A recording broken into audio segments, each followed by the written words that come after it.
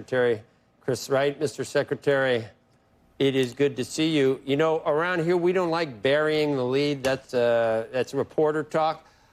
So we did it right at the top. Because they have not been to the... Did they know how to get to the White House? Any of those oil executives? How long has it been since they were at the White House? Not in the last 4 years. Exactly. In fact, there were a few newer CEOs that had never been to the White House before. There were several that had been there before, but years ago. So, yeah, that was the first message. You know, they're no longer the scarlet letter on their foreheads now for producing over 80% of American energy. And the cost of that is just massively impactful on people's lives. So to pretend they're not important or we should somehow deny they exist, just one of the many absurdities of the last administration and why President Trump was elected to bring some common sense back. There's a lot of different, depending on where you stand on the issues, Mr. Secretary. It's under the Biden administration, we got back to all-time highs in barrels per day. Did we not? But then on the other side, you hear critics say that the counterfactual would even be more if we didn't have, I don't know, ANWR or not being allowed to open up some offshore leases, et cetera. What can you say about that? Was it full bore for the oil company? Were they able to do maximum production under the constraints of the Biden administration, or can they even do more? Oh, definitely can do more. And you're right. It was record high productions of both oil and natural gas. But the counterfactual is, of course, it would have been higher. No federal lease sales for the first couple of years of the Biden administration, slow rolling permits, not allowing pipelines or gathering lines to be built. That just means this stuff isn't developed. Didn't mean people didn't drill for oil and gas. But one of the points I made in my testimony to Congress a year ago was if you put barriers and at the margin you reduce the production of oil and gas, even when it's at a high level, if you reduce it by only a little bit and you do nothing to change demand, you're just guaranteed to get higher prices. And that, you know, we saw 4 years of that. Higher oil, higher natural gas prices than we should have had. Not high, but higher than we should have had. Do you think that what was the impetus for that LNG? It seemed like a bone to the Green Lobby, I don't know, no new facilities, or has that been reversed? And can you talk about I mean, LNG is one of our greatest strengths in the United States for exports and for our own domestic energy use and everything else. Oh, spot on, Joe. Look, it is the fastest growing export of the United States and our second largest export. Only oil and oil products do we export larger in dollar volume than liquefied natural gas. It's the fastest growing energy source on the planet over the last 15 years, and we're by far the biggest producer. So this is just a win all the way around. You know what the Biden administration did here is just actually crazy. They did a study because they were, remember, all of government about climate change. They did a study to see what would be the impact of growing LNG exports on climate, not on people or humans or allies, but on climate change. And the result was the more LNG you exported, the lower greenhouse gas emissions went. They should have done cartwheels and doubled down. Instead, they buried that study. It didn't acknowledge its existence. 4 months later, announced a pause to investigate the climate and price impacts of natural gas, and then did a new study that was more fiction than fact, and then released that, weeks after they left the door and said, oh, geez, the data shows it might be negative for Americans and for the climate.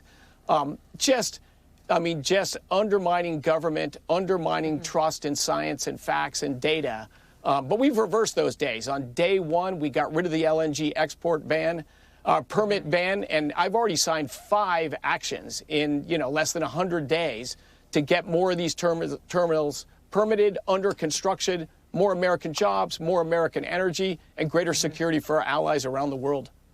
So, Secretary Wright, getting back to the meeting with Mike Wirth, the CEO of Chevron, is the administration closer to extending that license? And what is the thinking behind it? I mean, what is the most compelling reason to do so? Is it because you want to box China out? Because if Chevron pulls out, China will step in?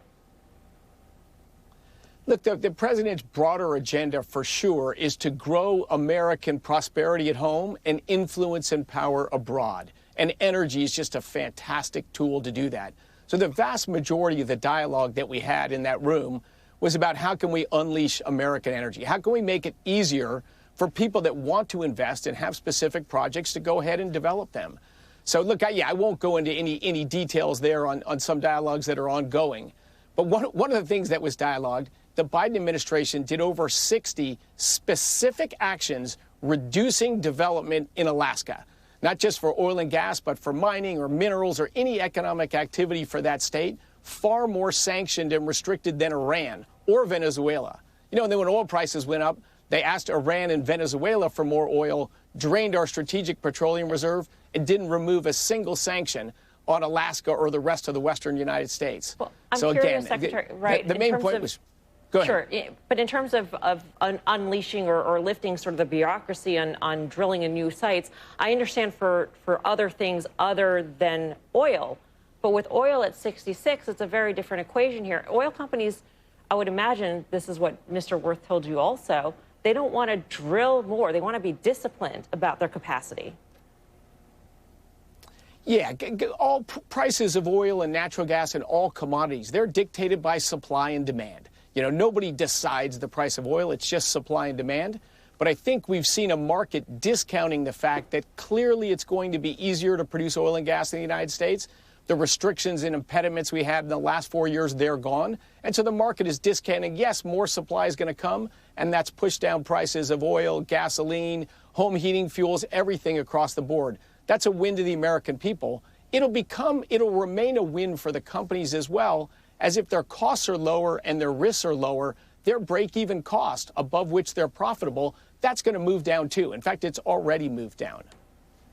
Mr. Secretary, do climate change advocates have reason to be worried? I've even seen some Republicans talk about a carbon tax. I think they're talking about a carbon dioxide tax. But if you say carbon dioxide, carbon sounds black and sooty and horrible, whereas carbon dioxide is this liquid, colorless gas. So they always say carbon. But carbon taxes, carbon sequestration, the IRA had giveaways to the green lobby that would blow your mind. Are those all going to be reversed or somehow frozen? Or I mean, how do you view the whole subject? So, are you going to get to net zero by 2050, Mr. Secretary?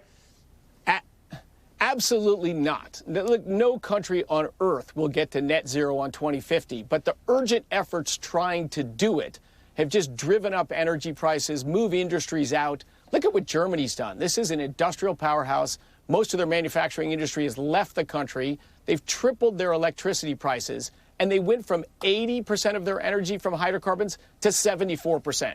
That took them over $500 billion, people impoverishment, industry exporting, they got down to 74%. Net zero by 2050, of course, is just nonsense. It's an activist thing, and it's a top-down big government justification to do mostly anti-human things. But what I will say to maybe not to the climate activists, but to the thoughtful people about climate change, we will follow the math and the science and be honest about the trade-offs here. Everything in life has trade-offs. If you can reduce greenhouse gas emissions without raising prices or reducing human freedom, that's a big win. And that's what the rise of U.S. shale gas has done by growing LNG export. We share that economic and reduced greenhouse gas benefit with the world. But we're going to treat things like they're real serious topics and not a quasi-cult religion where we'll justify anything in the name of climate change, even when it's a reversing of benefits from climate change, as the Biden administration did with the LNG pause. Return of common sense, I should say. I was going to ask about the SPR. What's a good price for you? Where would you say I'd buy with both hands? What price? 50? Oh, I never comment on oil prices because you just don't know where they're going to go and what they're going to happen. You got to refill it. That was no crisis. That was no crisis. That was a crisis of a midterm coming or something. That was the crisis, and oil prices were too high. Absolutely, 100%. And yes, we have stated right up front we will refill the Strategic Petroleum Reserve.